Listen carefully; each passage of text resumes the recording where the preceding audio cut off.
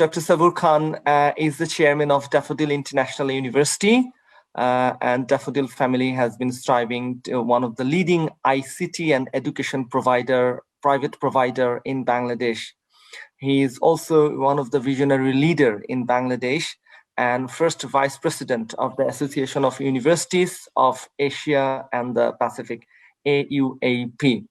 Currently, he is also carrying the flag of World Union of Small and Medium-Sized Enterprise in Bangladesh as ambassador. He is also the standing committee member of the Asian University President's Forum. He was holding the position of director of World Information Technology and Services Alliance and chairman of Global Trade Committee of WITSA. He had been elected as a president of Dhaka Chamber of Commerce and Industry for year of 2013. And he is also the former president of Bangladesh Computer Society.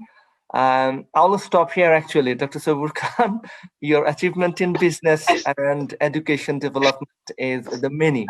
So if something you might clarify as well. So I would like to request you to start your session at this stage. Please, thank you. Thank you very much. Thank you very much. Thank you for your introduction. So before going to say a few words, I love to share my screen. So thank you very much, and thank you, Professor Osama Khan, for your wonderful presentation. And definitely, data always say the truth, and that is true. That is also true that you already presented your all presentation based on the data. And no doubt your data is also reflect in which position Bangladesh we are. And definitely in comparison or in context of data, we are not in a good situation. But again, we are developing day by day, especially, you know, that in the higher education, our position is not up to the mark, but slowly is developing. So I'm just emphasize on sustainability in the higher education through the technology, and definitely in women percentage and statistics, you already mentioned some of the point. I'm sure that everyone is realized the fact. So considering the COVID-19 or other scenario, I'm sure that everybody will agree with me that a lot of the changing is now coming, because I'm sure that technology is going to play a very good role in the whole world.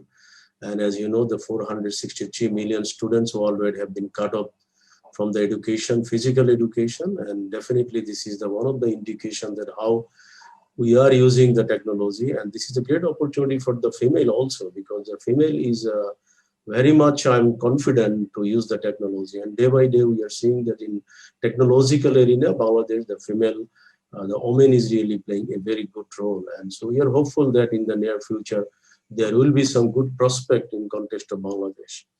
And I'm just giving you one chart. I hope that you already know about it, but the evolution of the employees now is changing also rapidly, especially again, I should say that due to the COVID-19, it's coming to the very quickly. Maybe it may come after 5 or 6 years or 10 years, but due to the COVID-19, I'm sure that everybody will realize that the work style and corporate office style and everything is changing, because the people don't evaluate anyone that how much time they are spending in the office, that everyone is focused on output, and everyone is trying to just based on their customized work.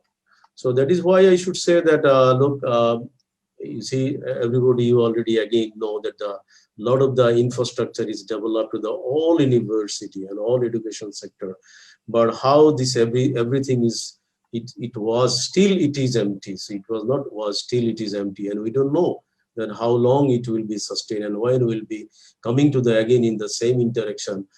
So this new normal we are already habituated, and definitely the South Asia is one of the most youthful. And you know that if I'm going to the statistics, having the Professor Osama Khan, you see that the ratio of the population in the male and female is almost very close. In some area, I saw that in the above 50, the female condition is high, but below 50 or below 40, this male condition was very high. But in South Asia, you see the youth is very much, you know, the dominating, I should say, the comparison to the other statistics or other whole world, the youth is very promising situation. So that is why, again, I must say that the women leadership is also need to be emphasized. And as I just mentioned, the technological or tech enable, I'm sure that tech facility will giving the more facility, more opportunity for women in Bangladesh to come forward, because presently still I should say that, as Professor Osama is mentioned, that the health industry,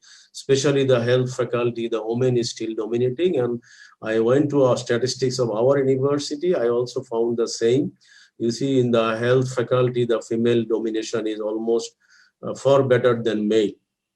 And again, in Bangladesh medical sector, if I'm going to the medical sector, of course, everybody will agree with me that almost more than 60% is dominating by the female.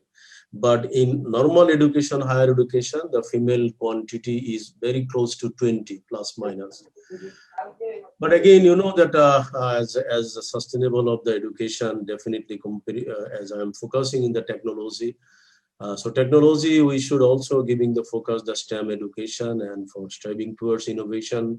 And of course, as rigorous sustainable development, real world application, and all of the critical thinking everywhere, I'm sure the STEM education need to emphasize in Bangladesh context. And definitely, I'm sure that technology will play the key role in our education sector. As I already mentioned that new work style will be giving another balancing of the using technology. So work-life balance, I think it doesn't matter. The woman is staying in the home, they look after their kid, doesn't matter. I think if they're getting the technological facility, they can contribute their activities. And I'm sure the Industrial Revolution 4 and Education 4, everything is also focusing on the technology. So that is one of the key components, I should say, that technological capacity or technological enabling facility need to be emphasized. And of course, it is also very good sign in Bangladesh. The women entrepreneurial activities was very less, very less. I'm sure that 30 years back, even we people when came to the business, I think it was not considered positively by our family member, because it was one of the common understanding in Bangladesh that the good student, they will go to the government job, they will go to the corporate job. But I'm sure that now the scenario change, the merit, the innovation, critical thinking, and creative people should come to the entrepreneur, the business area. But women was very far away for this thinking. But last 3 to 4 years, or especially 5 years, if you go to the statistics, slowly, we are seeing that the entrepreneurial activities, a lot of the women entrepreneurial minded are coming, and very frequently we are seeing the ratio is going high. If we consider our university, we are also happy to see that the percentage of the women entrepreneur is also not less than 5. But if I'm going to the statistics, I know that it is very less. But again, as I already mentioned that earlier, 5 is also very tough. So the women entrepreneurial activities is really coming to contribute to the society. This is a very good sign, and especially for this COVID-19, I'm sure that the ratio will be going 15 as per one of the prediction is going on, because the women is already relocated in their own area, and they are also trying to focus to the technology, and also they are also trying to promote their contribution through the entrepreneurial activities. So again, I think techno-based learning need to be emphasized, and definitely the innovative pedagogies, and of course the outcome-based curricula. And you know that Bangladesh government is also focusing last few years to enhance or to enable university education as outcome-based education. It is very bad luck. If we just go through our higher education institute, we'll see that they are still following the traditional course curriculum. As the Professor Osama is also mentioned, some of the example that home economics and some other institute. And I am also echoing with him that yes, it is true that still I think we need to emphasize on the demand-based education. And I'm happy to share with you that our university is starting in the 2002. We are one of the university, as my background is from industry. So that is maybe one of the reason I always emphasize to the new course curriculum. And you'll be happy to know that the few of the subject in our university, which we started in 2003 and 2004, but still only one university in our country that we are still running this new course curriculum, like real estate department, like entrepreneurship and innovation department, like the nutrition and food engineering department, like telecommunication engineering department. So these sorts of lot of the new subject, multimedia and creative arts, still we are the only one where is our 100% students got employment. So these sorts of lot of innovative pedagogies we are trying to involve in our course curriculum, and government is also focusing. So we are hopeful that slowly the other university also will filling to come or to adapt to the new course curriculum. Jack Ma is always love to say that if we do not change the way we teach 30 years from now, we are going to be in trouble. It's not only the Jack Ma, I'm sure that everybody, that everyone is already thinking. That's why the sustainable future, we should not only the planning, we should think in the proper adapt of the technology, so that our merit, our innovation, and our the Bangladeshi people, our youth people, they are very innovative and they're very focused on the technology. So that is why we are hopeful that if we can properly implement our idea and technology, and a sustainable future in Bangladesh context will be ensured. And of course, you will agree with me that we are working with the technology. So we should not fight with the technology. We should not fight with the robot.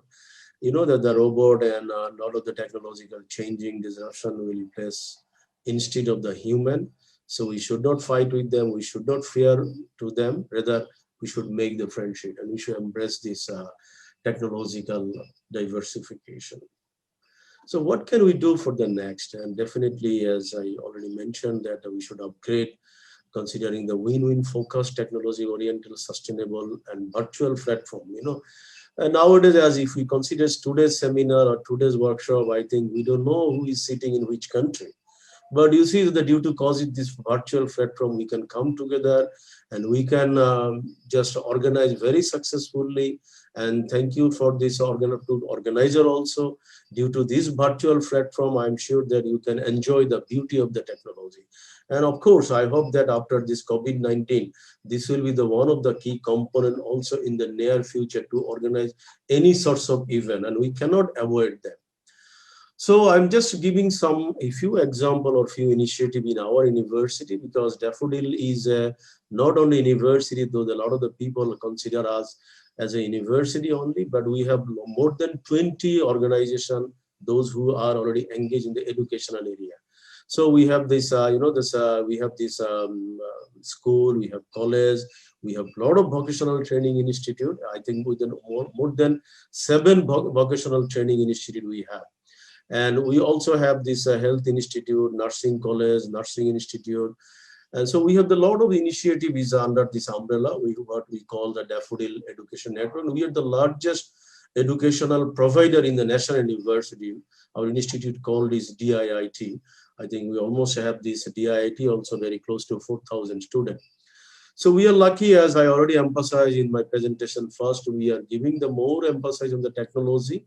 As Dr. Aliar is giving my identity also, he told that I was the former president of Bangladesh Computer Society, but it will be Bangladesh Computer Shomiti, that which called the Computer Association, because society is a body of professional, and Shomiti, that the association, is the body of the business community.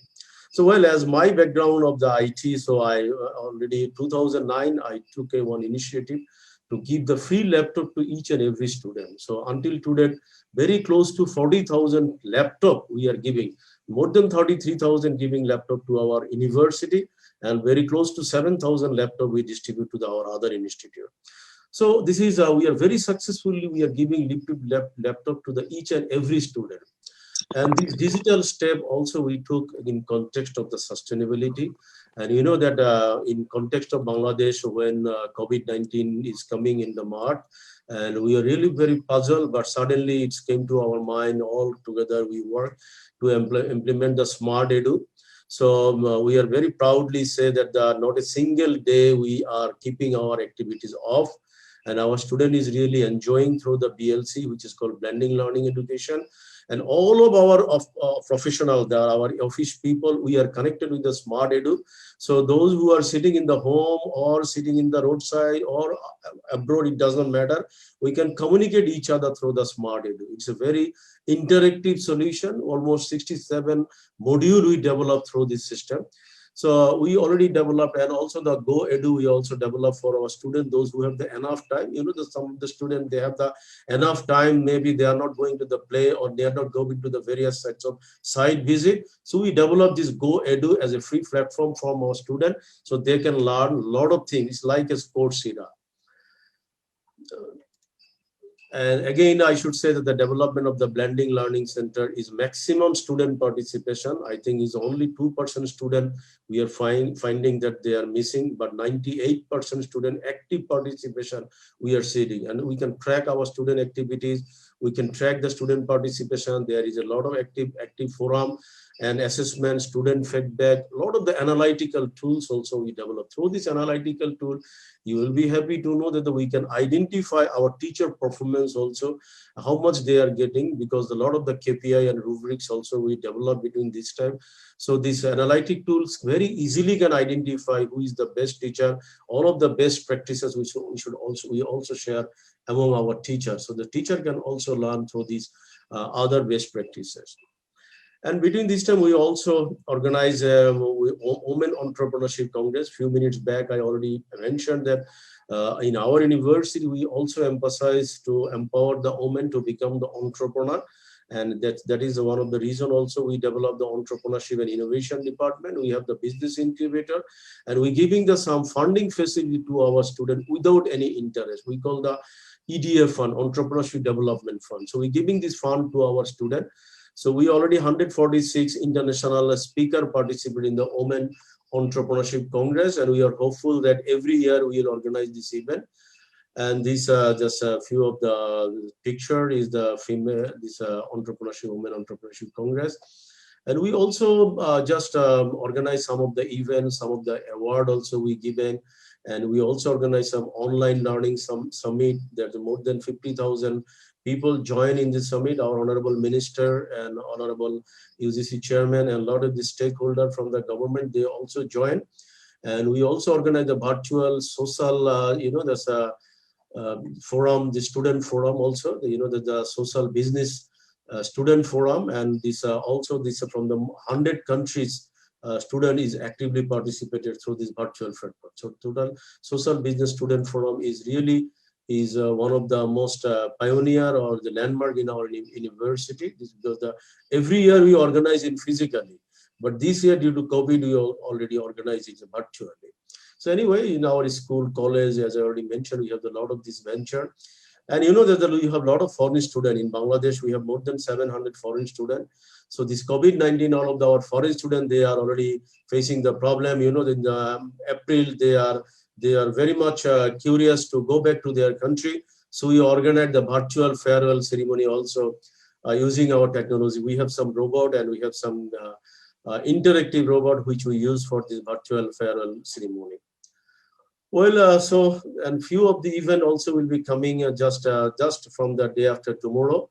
You know, the 14 to 16, 15 to 16, we have this another great summit, and I hope that you will love it about the topics, the international physical. Physical, I hope that you already learned this word, that physical and digital.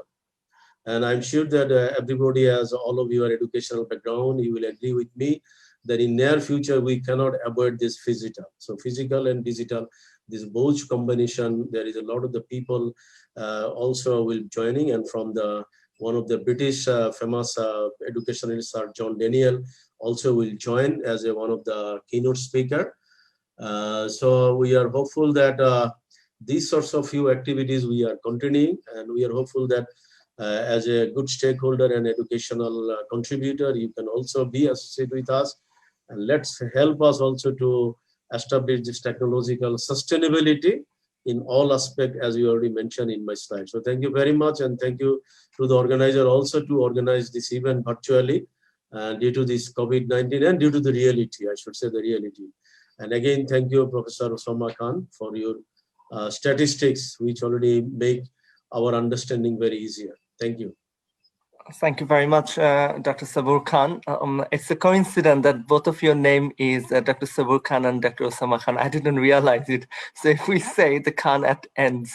So anyway, Sam, we really appreciate your good practices that you have shared from Bangladesh perspective and your university. I think it's great to see that you are utilizing robot, and even some of British universities, we are not using it. And I'm sure in Bangladesh, there are leading public universities in technology, but I'm not sure. I don't have the data, but I doubt that if they're utilizing or using technology the way you are using it. So it is a great news for the country and for the region, because good practices help us to have a look at, and also peer pressure and create a positive competition so that we can learn from each other.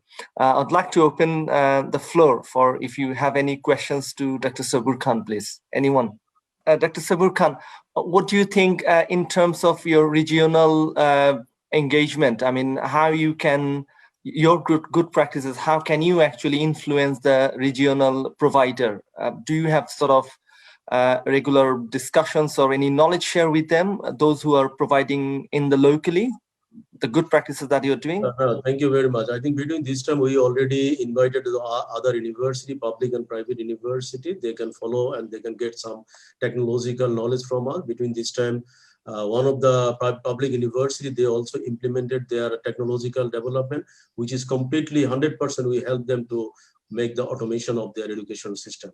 And at the same time, we also share with some of these Asian university, their best practices and our best practices, because a lot of cases we are organized due to cause of this good virtual platform. Very easily we can invite best faculty and they share with our student. And at the same time, our faculty also frequently, they also conduct some of the session to the other universities. So by this way, we can very easily, we can share some of the good practices by other university, and our practices also we share to the other universities. Thank you. One more questions from me, and then I'll go to Abbas. I have a bit of experience, as you know, that I'm also in touch with you and other public sector and private sector university in South Asia and Middle East. And I have a feelings, and please do correct me, those of you are in Bangladesh, that sometimes there is a bit of tension, or how could I say, in UK, we do not have any hierarchy. Either you are a private provider or public provider or any other university. We don't care actually. As long as you have a good practices and we work together, we have a proposal, we accept it. But in Bangladesh and in South Asian region, there is a bit of tension or hierarchical approach with public and private sector. Like sometimes when the private sector approach to public sector for something, the public sector takes, okay, we are with a higher position or something like that. Please do correct me. Maybe I have not expressed it correctly, but we know that there is a bit of hierarchical approach. How do you see this? Is this eliminating, balancing, or is there anything we can do to make a better relationship? Dr. Sabur Khan. Thank you, Dr. Ali. It is true, because you know that the private university concept is coming in 1992, and now I think this until today we are almost more than 100 private university operating, but still the pattern or high ranking or the what is called the emotional bonding still goes to the public university, because you know the public university run by the government, all of the funding is going to the government. So that is one of the reasons that still people thinking, or the mindset of the government or the public university thinking that they are in the good position or they are in the better position. But this is also true that in context of the job market, in context of the quality of the education, research, everything, slowly the private university is playing a very good role. So mindset is going change now, because in the last few statistics, you know, the Times Higher Education or QS ranking or the Scopus, very easily you can identify who are in the good position and who is research is also going to be the commercialization. Even that between this time, I should say last 2 to 3 years, a lot of the private university is getting the fund from the donor agency. So that is why I should say that slowly this scenario is going to be changed.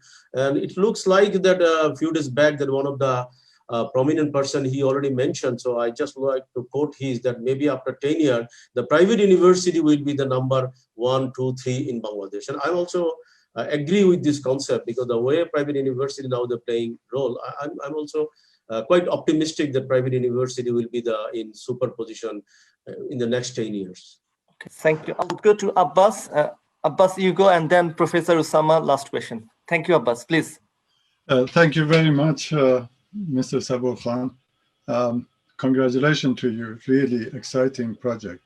And I was really so pleased to listen to it. I had two questions, but one of them was about funding, and you already answered that. So my second question is a very simple one. Why did you choose the word daffodil? Well, you are seeing my campus beside my scene. My back scene is my campus. And you know that Bangladesh, due to cause of the weather, it is not possible to grow the daffodil flower. But I'm luckily one of the very, very good, it's one of my great or my choiceable flower. And luckily, you know, the Wordsworth, one of the, you know, that he's one of the poet as a, while we are studying the class 10.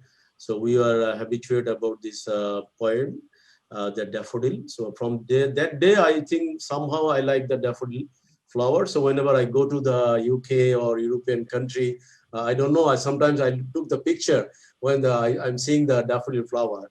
So when after my university masters, I'm thinking to start my business. So my company name is Daffodil Computers, which is a public listed IT company.